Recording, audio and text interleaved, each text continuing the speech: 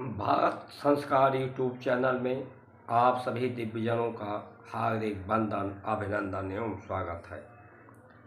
भारत प्रकृति प्रधान देश सभी दुखों से मुक्त होकर के हमारी जो परंपरा है सभी दुखों से मुक्त करके परम गति को प्राप्त करना है। हमारे ऋषियों मनीषियों ने इस शरीर रूपी साधन को प्राणों के द्वारा मथा, मैराथन किया और उसके परिणाम स्वरूप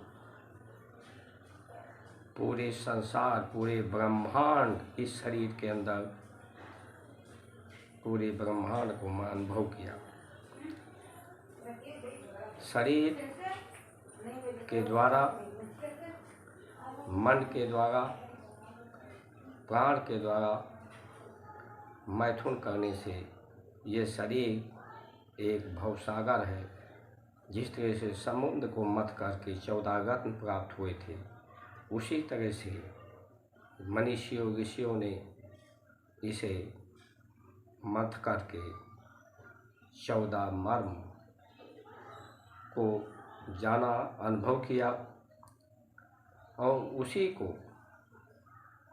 शब्दों की श्रृंखला में क्रमबद्ध कर दिया, जिसे शब्द के द्वारा पूर्ण ज्ञान नहीं हो सकता है। शब्दों को स्वर में, शब्दों को मंत्रों में रोहित किया और जो विदेशी सभ्यता के लोग हैं वो इस संसार को जानने के लिए यंत्रों का प्रयोग किए। हमारे ऋषियों ने आकाश, पाताल, सातों लोकों को, जो शरीर में भी 7 लोक विद्यमान हैं, इनको मन के द्वारा, मन की गति से इन्हें नाप लिया, अनुभव कर लिया। हमारे ऋषि मनीषियों के द्वारा ही गणित, गणना उत्पत्ति हुई। मन के द्वारा ज्ञान और विज्ञान का पराभव हुआ, जिसमें किसी तरह की विधि व्यवस्था की ज़रूरत नहीं, किसी आवश्यकता की ज़रूरत नहीं पड़ती है। स्वाद और स्वास्थ्य एक साथ नहीं रह सकते। हमारे मुख में गंगा जल बहता है। इसी गंगा जल से जब हम भोजन करते थे हमारे ऋषि, तो उस भोजन को प्रसाद बना लेते थे। प्रसाद बनाने से इस संसार के जो तत्व हैं उनकी पहचान विषाद के रूप में हुई। प्रसाद बनाने से उनका अवसाद समाप्त हो जाता है, इसलिए भोजन को प्रसाद बनाया और प्रसाद के रूप में ही धारण किया। जब स्वाद नहीं होता है भोजन में तो हमें ज़्यादा पानी पीने की आवश्यकता नहीं है। भोजन करते समय अगर हम पानी न पिएं तो हमारा स्वास्थ्य ठीक रहता है, क्योंकि भोजन जिस तरह से बाहर पचता है, रसोई घर में बनाया जाता है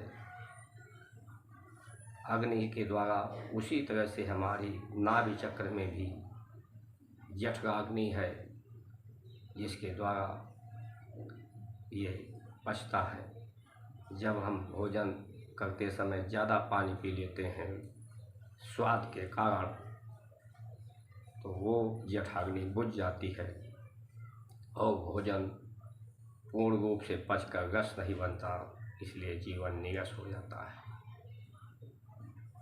पानी भोजन करने के 1 घंटा बाद पीना चाहिए। दिन में भी प्यास लगे तो पानी को घूंट घूंट के पीना चाहिए, क्योंकि हमारे शरीर के द्वारा जो मत करके मुख में एंजाइम आ जाते हैं, वो पदार्थ उस पानी में मिल करके हमारी पाचन क्रिया को सही करते हैं। जब हम एकदम से गट गट करके पानी पी लेते हैं तो जो मुख का लार है वो उसमें नहीं मिल पाता है, कम मात्रा में मिलता है, इसलिए पाचन क्रिया हमारी सही नहीं रहती। ये शरीर वात पित्त पित्त कफ के द्वारा इसका निर्माण है। तीनों समान रूप से शरीर में रहते हैं तो शरीर स्वस्थ होता है। किसी तत्व के अधिक होने से बीमारी होती है, बीमार पड़ते हैं हम। अपनी ऋषि परंपरा को हम अपनाएं। इस बात से तो स्पष्ट है कि हमारे यहाँ जितने भी विदेशी आए वो लूटने के लिए आए, तो लूट वहीं होती है जहाँ धन होता है। तो इससे यह भी स्पष्ट हो जाता है कि हमारी जो पूर्व संस्कार है, संस्कृति है, इतिहास है, हमारे लोगों के द्वारा इस तरह उत्तम सर्वोत्तम कार्य होते थे जिससे यहाँ सुख समृद्धि का प्रवाह था, जिसे लूटने के लिए लोग आए। लेकिन लूटने के लिए वो हमको ठीक से लूट पाएँ तो हमारे व्यवस्था को, हमारी परंपरा को उन्हें मूर्खतापूर्ण बताया। विश्वास दिलाने की छल दम बल के द्वारा प्रयत्न किया ताकि हम उन्हें स्वीकार कर पाएँ और वो हमें लूट पाएँ, हमें भ्रमित कर पाएँ। आज भी वही व्यवस्था हमारे देश में चल रही है। आज भी हम अपनी व्यवस्था को न्यून समझ रहे हैं, उनकी व्यवस्था को सर्वोत्तम समझ रहे हैं, उनकी भाषा को हम सीख रहे हैं क्योंकि हमें लगता है कि हमसे वो श्रेष्ठ हैं। उन्हें प्राप्त करने के लिए उनकी भाषा को जानना हमें ज़रूरी है, जबकि हमारी भाषा को जानना उन्हें आवश्यक है। हमारी भाषा वो जान जाए तो उनका भी दुख दूर हो सकता है। आइए हम सब मिल कर के प्रयत्न करें, प्रयास करें कि भारत की परंपरा का पुनर्स्थापन हो और दोबारा हमारे देश में सुख समृद्धि का प्रवाह हो, धरती ये स्वर्ग से सुंदर हो जाए। पूर्व में इतिहास में इस देश का संचालन हमारे ऋषि मनीषी करते थे।